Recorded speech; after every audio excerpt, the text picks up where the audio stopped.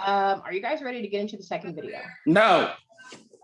Well, other than him, he lost his vote. I was also going to say, like, from that video, I also like how she said that you have to experiment with yourself and be willing to try out different things and be willing to take that actual step if you want to see results. You can't just sit back and say, oh, I want this to happen, I want this to happen, but I'm not willing to try this that might put me closer to making this happen. All right, so this second video is a really good video. This second video is again by Ogi Shah. This is another TED Talk, and this is called Winning the Mental Battle of Physical Fitness and Obesity. It is again a super good video. We might not go through the whole thing. We'll just kind of see what happens. Yeah? Yes, ma'am. And again, if you have anything to say, shout it out. I'll pause the video. Okay. Got that right there?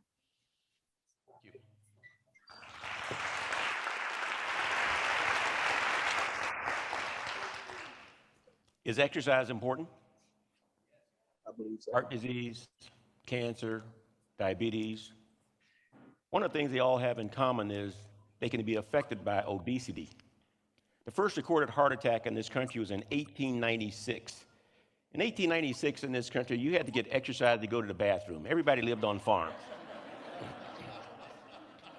Well, we got smart. We started building machines to help us get our work done. We moved to the cities and started pushing buttons for a living, and pushing the wrong button could really create a lot of stress. And we started noticing that people were starting to die from clogging the arteries. By the Korean War, half the soldiers averaging 19 years of age killed during that war showed significant blockage of coronary arteries. 1956, the Eisenhower administration had a big meeting in Washington, D.C. The military was noticing something funny starting to happen. It was becoming increasingly difficult to find young American men who could pass the induction physicals for the military. They wanted to figure out who to blame. What's the problem? They looked into the public schools, and some researchers had done fitness tests involving the ability of our students at the high school and junior high school level to perform what they call functional movements, just everyday things you might have to do on your job or in your lives. Like, can you bend over and you touch your toes, At 16 years of age, you should be able to put your toes in your mouth.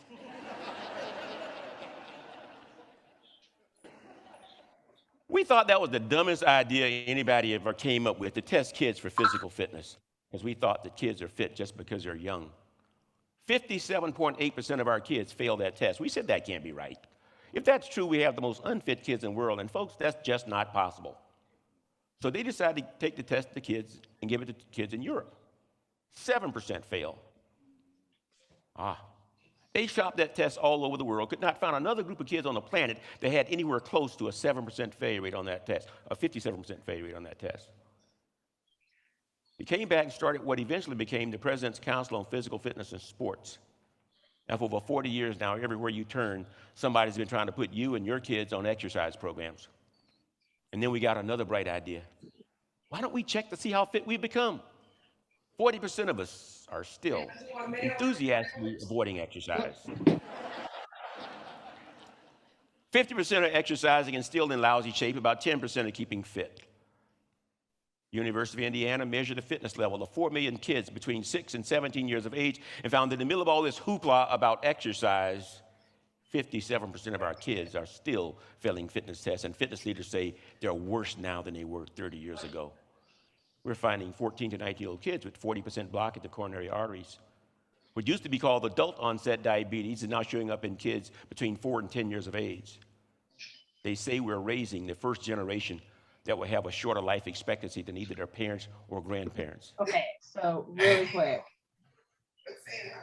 The study that he's talking about, that was done like way back when, super interesting study. And it actually, if I'm correct, I might be wrong, but I'm pretty sure this actually inspired the test that we take during school today, the same test. The interesting thing is what he said, the fact that we're still like 57%, and it actually, but at this point is probably higher, is still in horrible shape. Okay, we're starting the video. It has never before happened in our history. The state of Oregon has the highest rate of obesity of any state west of the Rockies. Our public schools are being gutted because of budget cuts, and the first thing we always cut is physical education. They formed an Oregon Health Policy Commission to tell us how to solve this problem. They published a 65-page report, which basically said, we don't know. But they said this: children's behaviors are substantially affected by the influential adults in their lives, parents, grandparents, and teachers.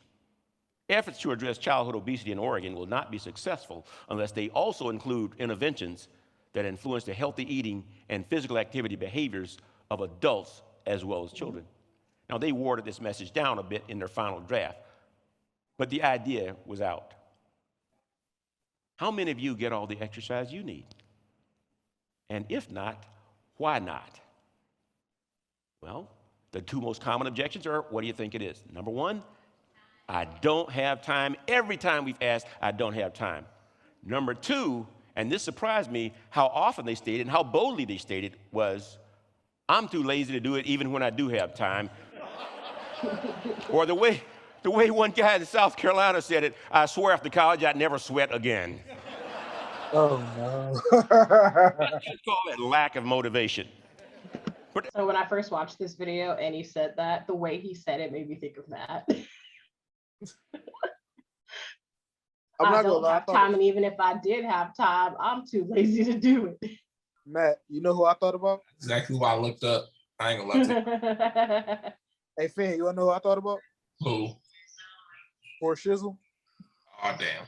Okay. Oh no. That man jump roping. He trying to lose weight right now. Hey, that's That's good. what I'm saying. He get back into it. That's great. But I'm saying like before. I'm talking about the before him. Before that. Before now him. When he was working the camera portion. I'm about to say because right now he trying to lose that weight because he got a lot of head around him.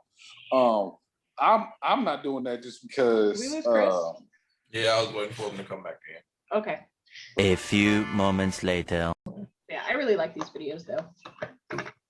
Can we just point out the fact that whoever his roadie is, or his, whoever's supposed to check him out before going on stage did him so dirty. They could have told him about the little sweat he got going on his top lip. Oh no, that's just because he's on stage. His brow sweats. Oh, okay. I was gonna say because he over here, he tried to lick it off a couple times at the talk. He tried to be smooth with it. I thought he had some fix on that thing. I thought he had some fix on it, like.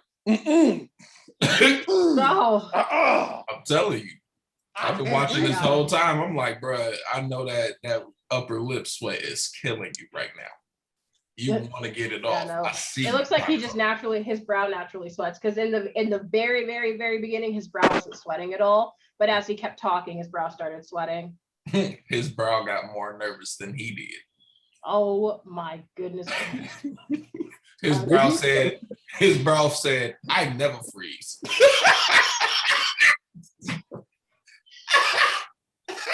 Okay, you're right. No, you're right. You're right. No, you're right. I don't even know why. I don't even know why I came back. I don't know why I came back. Well, we gotta finish this video. But I mean, I understand your hesitation. After that, what? I came back for that. Okay. Well, actually, Matt had a thought. He looked like the professor from How High if he went to Howard. Oh no! Well, at the end where he had those brownies, he was This is an 18th century hand-woven tapestry. Oh, at the party. no. DJ, play something, don't get phone burned. Hey, that nigga was Oh no. Okay, well, Amy, you guys ready to start recording again? Well, I mean, start getting back. Oh gosh. Okay, so Felipe, what were you saying? Sorry, no, the antagonista, what were you saying? What was I saying? I got off subject roasting. That's why I was trying to not. Okay, I wasn't roasting. I don't mean roasting, making it stupid. Because we were talking about how we had I know, but before that, I remember what I was saying before that though. When Chris first dropped. Oh yeah, because you were about to make a point. I forgot what you was even gonna say. He said something about Porsche, and I was like, nah, he's losing weight. Oh, I was gonna say, yeah, that definitely is me. The Indiana guy about the whole college I'm done thing. It wasn't me trying to finish this shirt. Wasn't trying for me trying to finish this shirt I got one time. I didn't want to wear the shirt one time. I'm gonna wear that shirt one time. After that, you gonna be like, Matt played basketball. Matt used to walk. Oh my God. We talking about all this diabetic stuff. This is gonna be me shortly, and I'm gonna be like, you know why? Because I chose to. Diabetic, high blood pressure, heart problems, liver problems. I got no wife. I do what I want, and guess what? I chose to die from being happy and fat. You can continue now. I'm done for now. For now. Okay, so we're ready to get back into the video. Okay. Every time we in the medical and fitness field have been bold enough to ask, why don't you do it? Are you ready? Okay. No test or respond. What am I gonna say anything? I'm talking about them two. Maybe his mom called. Maybe one of his mom called, or the brother. Nothing. Just okay. Click. You've been incredibly honest and you've been incredibly consistent. You said two things over and over and over and over again. I don't have time and I don't know how to stay motivated to exercise. And you would think all medical and fitness leaders who cared would have scheduled a national convention somewhere, got into a big room and said, let's just solve these two problems. It has never happened. As fitness leaders, we are not trained to deal with I don't have time and I don't know how to stay motivated to exercise. I almost changed my major to the University of North Carolina when I heard some guy from California say, exercise to my wife is to take a bath, pull the plug, and fight the current.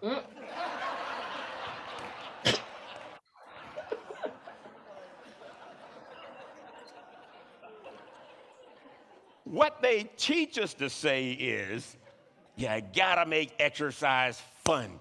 You ever heard that? It's all over the place. Make it fun. Folks, over the past 39 years, I put over 10,000 Americans on exercise programs, and I'm here to tell you, I've learned a lot about exercise. One of the things I've learned is, if what you're doing for exercise is fun, I guarantee you, you're not doing it right. For real. Unless you like pain. There are physiological requirements that must be met in order to benefit from your exercise program, whether you like it or not.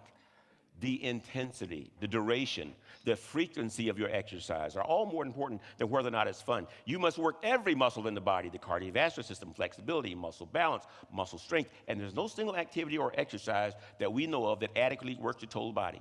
If you don't sit down and design a total body workout, it isn't going to happen. So how do you solve this problem? Well, I got to meet Dr. Mark Anschel. Dr. Mark Anschel has a dual professorship at Middle Tennessee State University in Murfreesboro, a dual professorship in the Department of Psychology and Health and Human Performance. He wrote an article conceptualizing a new fitness major he was going to call Applied Exercise Psychology, which would have been what I majored in had it existed when I was in school.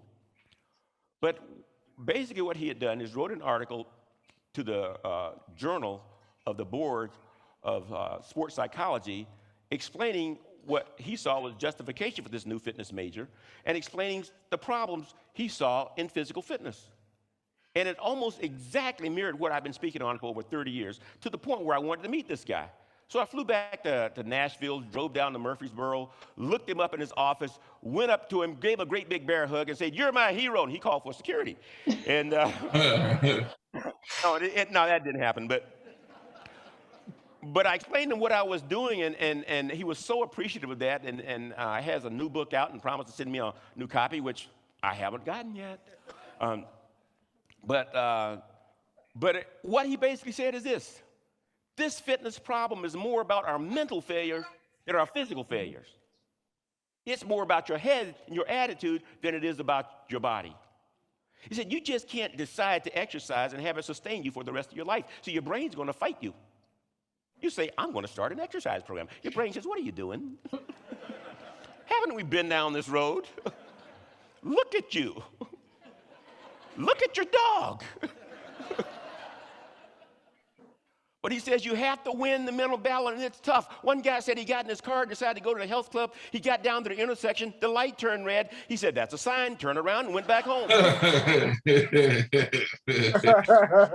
I But felt if you can win the mental battle for 5 consecutive years, you will never go back to your previously sedentary lifestyle. Where you want me to put in there? How do you win the psychological battle associated with getting ourselves to exercise? Well, make it just that, a lifestyle. It has to become a habit. Now, we know that rather than working out every day, 3 days a week, the way we've been taught, working out 7 days a week, or according to American College of Sports Medicine, work out most days or every day. I said, thank you. I've been saying that for over 30 years. See, it's easier to work out every day than it is to work out 3 days a week. 3 days a week gives you too many decisions. Monday, Wednesday, Friday, Tuesday, Thursday, Saturday. Can I skip today and double up tomorrow? Okay, so thoughts. I'm fat. Great videos, right? Like I personally love both of these speakers a lot. And I like the fact that the first speaker was not nearly as knowledgeable about the science, but if you notice what Ogie and what she said really lined up. You're right. So as somebody who's experienced it and as somebody who studied it, that's two completely different perspectives, which is why I chose both of these videos to show, just because it works. It's just a thing of doing the work. I feel that. It really does come down to just doing the work, though. And it's crazy how, like, just that part alone, how many people just don't put in that work. At the end of the day, it's all a mental thing. Yep. It's all about if you put your mind to it, you're gonna do it. Whether you're gonna actually step up and do what you say you're gonna do, or you're gonna sit there and stay doing what you've been doing and just let it fester and keep procrastinating. It's So like you're gonna actually get your ass up there and make some results. You know what I'm saying? For real. It's like that saying, whether you say you can or you can't, you right. You're right. Yeah. Yeah. That shit speaks volume, bro. Or what my mother and grandmother always told me: a hard head makes a soft behind. Boom, there it is. Yeah, So get that work done. I really like the fact that, and throughout both of these videos, we saw that it was, but we obviously know about like the physical stuff, right? It's like, okay, we have to be active, we have to eat. But I really like the fact that both of these videos focused on the psychology, your mentality, the mental battle